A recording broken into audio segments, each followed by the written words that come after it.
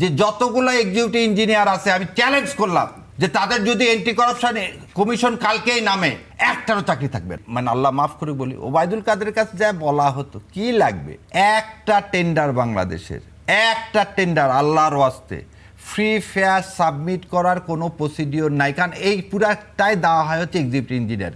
সেজন্য আমি বলছিলাম যে এন্টি করাপশন কমিশনের উচিত এই রাজনৈতিক দলগুলোর পিছনে না লেগে কাস্টমস আর এই এক্সিকিউটিভ ইঞ্জিনিয়ার বাংলাদেশ যতগুলো আছে সবগুলোর ফাইল চেক করা, কার কি সম্পদ আছে। আর রাজনৈতিক নেতাগুলোর সৎসাহস নেয়, কারণ ওদের কাছ থেকে টাকা খায়, সেজন্য কখনো বলতে পারে না যে এই লোকগুলোকে আগে প্রথমে ধরা উচিত। যে যতগুলো এক্সিকিউটিভ ইঞ্জিনিয়ার আছে আমি চ্যালেঞ্জ করলাম যে তাদের যদি এন্টি কারাপশন কমিশন কালকেই নামে একটারও চাকরি থাকবে না, কারণ এই এলজিডি, এই রোডস অ্যান্ড হাইওয়েজ,